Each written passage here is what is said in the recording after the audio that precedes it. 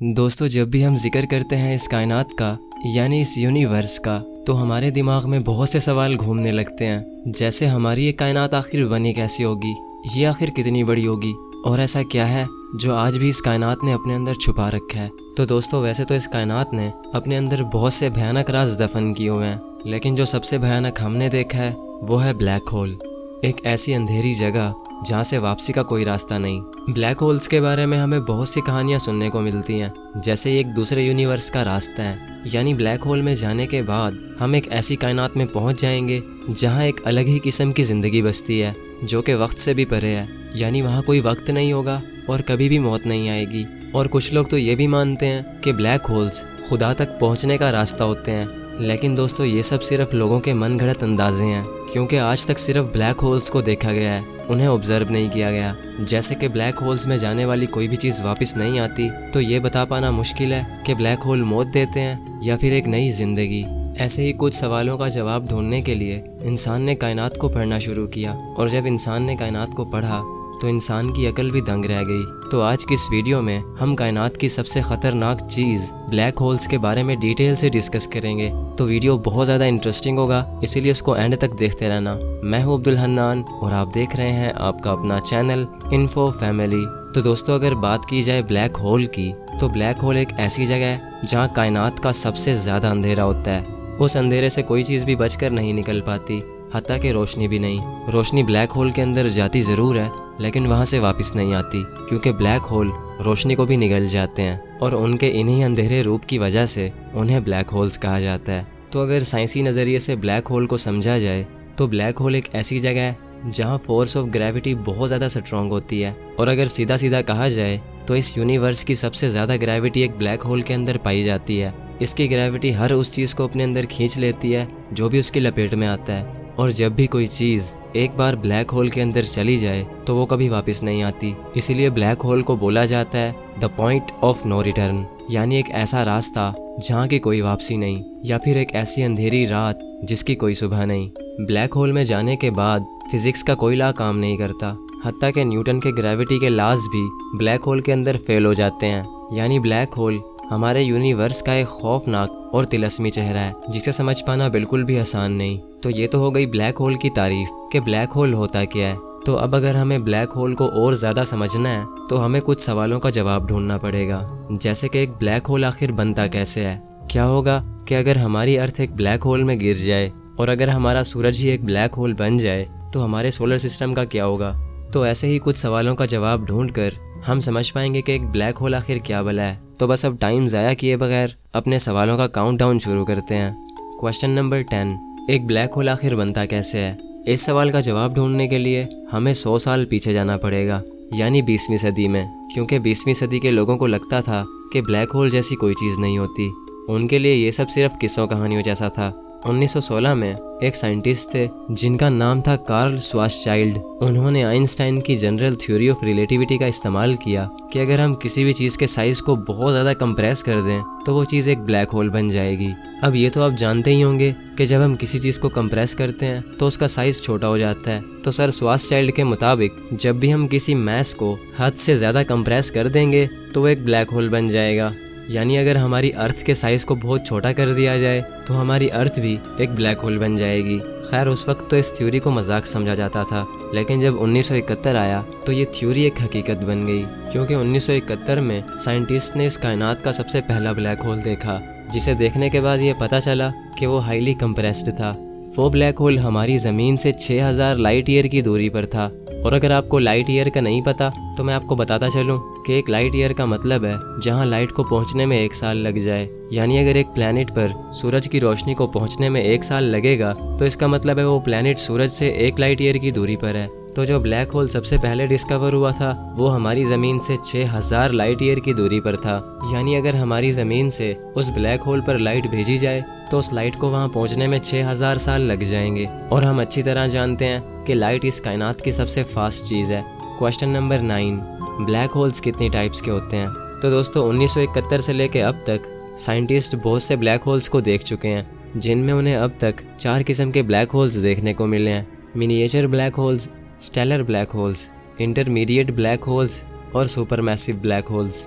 अब अगर बात की जाए मिनिएचर ब्लैक होल्स की, तो ये ब्लैक होल बहुत ही छोटा होता है। एक एस्टीमेट के मुताबिक इस ब्लैक होल का साइज सिर्फ एक सिंगल एटम के जितना होता है, लेकिन फिर भी ये इतना पावरफुल होता है कि एक बड़े से पहाड़ को आराम से निगल सकता है। इन छोटे ब्लैक होल्स की उम्र इस कायनात की उम्र के लगभग आसपास होती है। तो साइंटिस्ट का ये मानना है कि ये छोटे ब्लैक होल्स शायद बिग बैंग के फौरन बाद बन चुके थे, जब स्पेस ने अपने कुछ टुकड़ों को इधर उधर बिखेर दिया होगा। मिनिएचर ब्लैक होल्स के बाद आते हैं स्टेलर ब्लैक होल्स, जिनका साइज हमारे सूरज से 10 से 15 गुना या फिर 20 गुना तक भी बड़ा हो सकता है। ये ब्लैक होल्स सुपरनोवा के बाद बनते हैं, और सुपरनोवा तब होता है जब एक बहुत ही बड़ा स्टार मरता है। ये स्टार हमारे सूरज से कम 25 गुना ज़्यादा बड़ा हो सकता है, और जब ये मरता है तो ये फट जाता है। इसके फटने से इतनी ज़्यादा रोशनी फैलती है जो कि सूरज की रोशनी से भी अरबों खरबों गुना ज़्यादा होती है, और इसके अंदर से इतनी हाई एनर्जी रिलीज होती है कि उसकी रोशनी एक गैलेक्सी में कई हफ्तों तक रहती है। स्टार के मरने के इस अमल को सुपरनोवा कहा जाता है, और सुपरनोवा के बाद बनता है एक स्टेलर ब्लैक होल।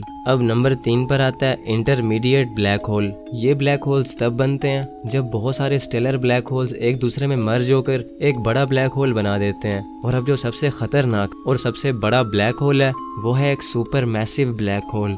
ये ब्लैक होल इतना ज़्यादा बड़ा होता है कि इसका साइज हमारे सूरज से अरबों खरबों गुना ज़्यादा होता है। ये ब्लैक होल हर गैलेक्सी के बिल्कुल सेंटर में मौजूद होता है, और ये इतना बड़ा होता है कि इंसान इसका अंदाज़ा भी नहीं लगा सकता। और ऐसा ही एक ब्लैक होल हमारी मिल्की वे गैलेक्सी के बिल्कुल सेंटर में मौजूद है, जिसका नाम है Sagittarius A star. Sagittarius A star का साइज हमारे सूरज से 4 मिलियन यानी 40 लाख गुना से भी ज़्यादा बड़ा है, और ये सुपर मैसिव ब्लैक होल्स तब बने थे जब गैलेक्सीज बनी थी। क्वेश्चन नंबर 8, क्या होगा कि अगर आप एक ब्लैक होल में गिर जाओगे? तो इसका जवाब है कि ब्लैक होल के अंदर कायनात की सबसे ज़्यादा ग्रेविटी पाई जाती है। ये हर चीज़ को अपने अंदर इतनी ज़्यादा ग्रेविटेशनल फोर्स से खींचता है कि या तो वो चीज़ फट जाती है या फिर वो बहुत ज़्यादा स्ट्रेच हो जाती है। यानी अगर आप ब्लैक होल के अंदर जाओगे तो आप लंबे होकर एक नूडल बन जाओगे, और जब आप ब्लैक होल से थोड़ा सा दूर होंगे तब आपको टाइम डायलेशन इफेक्ट का एहसास होगा। मिसाल के तौर पर आप एक ब्लैक होल के पास पहुंचकर अपने एक दोस्त को वीडियो कॉल करते हो जो कि उस वक्त अर्थ पर है, तो आपको आपका दोस्त बहुत ज़्यादा तेज़ी से मूव करता हुआ दिखाई देगा, लेकिन वहीं पे आप उसको बहुत ही स्लो मूव करते हुए दिखाई दोगे, जो कि सुनने में बहुत ही डरा देने वाली बात है। वैसे तो ऐसा आज तक किसी के साथ भी नहीं हुआ, क्योंकि ब्लैक होल्स इतने ज़्यादा दूर होते हैं कि इंसान तो दूर की बात, वहाँ तक रोशनी को भी पहुँचने में हज़ारों साल लग जाएंगे। लेकिन दोस्तों, बहुत से साइंटिस्ट ने ब्लैक होल्स को बड़े बड़े सितारों को फाड़ते हुए देखा है। ये उन स्टार्स को निगल जाते हैं और उनकी रोशनी को भी ख़त्म कर देते हैं। क्वेश्चन नंबर 7, अगर ब्लैक होल्स काले होते हैं और इनमें बहुत ज़्यादा अंधेरा होता है तो फिर ये नज़र कैसे आते हैं? तो यार, इसका जवाब है कि ब्लैक होल इनविजिबल होते हैं। ये बिल्कुल भी नज़र नहीं आते। इनको देखने का सिर्फ एक ही तरीका है, और वो है इनके इर्द गिर्द मौजूद एक्रीशन डिस्क, जो कि तब बनती है जब ब्लैक होल्स बहुत सारे स्टार्स को निगल लेते हैं, तो फिर उन स्टार्स की बची कुची धूल और गैसेस ब्लैक होल के इर्द गिर्द मंडराने लगती हैं। दोस्तों, ब्लैक होल के इर्द गिर्द तो होती है एक्रीशन डिस्क, लेकिन जो ब्लैक होल के अंदर वाला पार्ट है जो कि बिल्कुल अंधेरा है, उसको बोला जाता है इवेंट होराइजन, जिसके आर पार नहीं देखा जा सकता और वहाँ जाने वाली कोई भी चीज़ वापस नहीं आती। ये ऐसे है जैसे कि एक अंधा कुआं। क्वेश्चन नंबर 6, क्या होगा कि अगर हमारा सूरज एक ब्लैक होल बन जाए? क्या ये हमारे सोलर सिस्टम को तबाह कर देगा? तो इसका जवाब है कि सूरज कभी भी ब्लैक होल नहीं बन सकता, क्योंकि सूरज एक बहुत ही छोटा सितारा है। इसके अंदर एक ब्लैक होल को बनाने जितनी एनर्जी नहीं है। जब 5 अरब साल के बाद सूरज की ज़िंदगी मुकम्मल होगी तो हमारा ये सूरज लाल हो जाएगा और ये एक रेड जायंट स्टार बन जाएगा, और फिर आखिर में हमारा सूरज एक वाइट स्टार बन जाएगा और बिल्कुल ठंडा हो जाएगा। लेकिन फिर भी हम मान लेते हैं कि हमारा सूरज एक ब्लैक होल बन चुका है, तो दोस्तों इससे हमारे सोलर सिस्टम पर कोई असर नहीं पड़ेगा। सभी प्लैनेट्स उस ब्लैक होल के इर्द गिर्द घूमने लगेंगे जैसे वो सूरज के गिर्द घूमते हैं। लेकिन फिर प्रॉब्लम ये होगी कि हमें सूरज की रोशनी नहीं मिलेगी, जिससे हमारी अर्थ पर जिंदगी ख़त्म हो जाएगी। क्वेश्चन नंबर 5, अगर ब्लैक होल्स इतने ज़्यादा ख़तरनाक होते हैं कि वो अपने आसपास की किसी भी चीज़ को नहीं छोड़ते, तो क्या कभी ऐसा हो सकता है कि ब्लैक होल्स हमारी गैलेक्सीज़ को ही खा जाएं? तो इस सवाल का जवाब है नहीं। माना कि ब्लैक होल बहुत ही पावरफुल होता है, लेकिन ये इतना पावरफुल नहीं होता कि ये पूरी गैलेक्सी ही खा जाए। एक गैलेक्सी बहुत ज़्यादा बड़ी होती है और ब्लैक होल गैलेक्सी के सामने नज़र भी ना आए। क्वेश्चन नंबर 4, अगर हमारी अर्थ एक बड़े से ब्लैक होल के अंदर गिर जाती है तो हमारी अर्थ का क्या होगा? तो इसका जवाब है कि हमारी अर्थ ब्लैक होल के अंदर बहुत ही आराम से जाएगी। शुरू में तो हमें कुछ महसूस ही नहीं होगा, लेकिन हम जैसे ही ब्लैक होल के अंदर जाते जाएंगे तो हमारी अर्थ के छोटे छोटे टुकड़े हो जाएंगे, क्योंकि हमारी अर्थ की ग्रेविटी भी एक ब्लैक होल की ग्रेविटी का मुकाबला नहीं कर सकती। और ब्लैक होल में जाने के बाद अंजाम सिर्फ और सिर्फ मौत होगा। और जो लोग ये बोलते हैं कि ब्लैक होल खुदा के पास पहुंचने का रास्ता होते हैं, तो मुझे लगता है वो लोग सच बोलते हैं, क्योंकि मरने के बाद हम सब खुदा के पास ही पहुंच जाएंगे। क्वेश्चन नंबर 3, क्या ब्लैक होल से बचने का या फिर इससे बाहर निकलने का कोई रास्ता भी है? तो इसका जवाब है बिल्कुल नहीं, क्योंकि ब्लैक होल की ग्रेविटी से लाइट भी बाहर बचकर नहीं निकल सकती। तो इस हिसाब से अगर हमें ब्लैक होल से बचकर बाहर निकलना होगा तो हमें लाइट से भी हज़ारों गुना ज़्यादा फास्ट होना पड़ेगा, और ऐसा कभी नहीं हो सकता।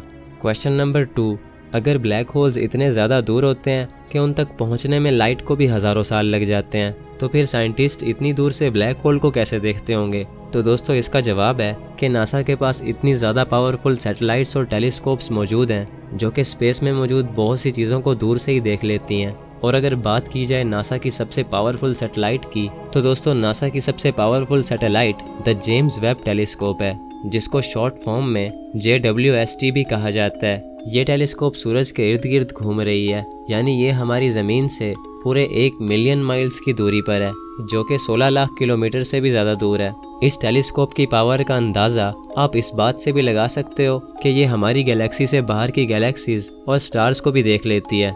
क्वेश्चन नंबर 1, अगर ब्लैक होल कायनात की अब तक की देखी जाने वाली सबसे ख़तरनाक चीज़ है, तो क्या ऐसा हो सकता है कि कोई चीज़ ब्लैक होल से भी ज़्यादा ख़तरनाक हो और इंसान की नज़रों से अब तक छुपी हुई हो? तो दोस्तों इसका जवाब है वाइट होल, जो कि ब्लैक होल से भी ज़्यादा ख़तरनाक हो सकता है। वाइट होल्स को अब तक देखा तो नहीं गया, लेकिन इनके होने का अंदाज़ा लगाया गया है। जैसे ब्लैक होल्स को ढूंढने से पहले ब्लैक होल्स के होने का अंदाज़ा लगाया जा चुका था। अब वाइट होल्स कैसे हो सकते हैं और ये कितने ख़तरनाक हो सकते हैं, इस पर मैं रिसर्च करके किसी नेक्स्ट वीडियो में एक्सप्लेन करूँगा। और ना जाने ऐसे कितने ही खतरे हमारे स्पेस में घूम रहे होंगे, जिन तक पहुंचना तो दूर, उनके बारे में सोचना भी हमारे लिए नामुमकिन सी बात है। तो दोस्तों अब मैं उम्मीद करता हूं आपको आज का ये वीडियो पसंद आया होगा। इन वीडियोस को बनाने में बहुत ज़्यादा रिसर्च लगती है और एडिटिंग में बहुत सारा टाइम लगता है, तो इसलिए इस वीडियो को एक लाइक करके जाना।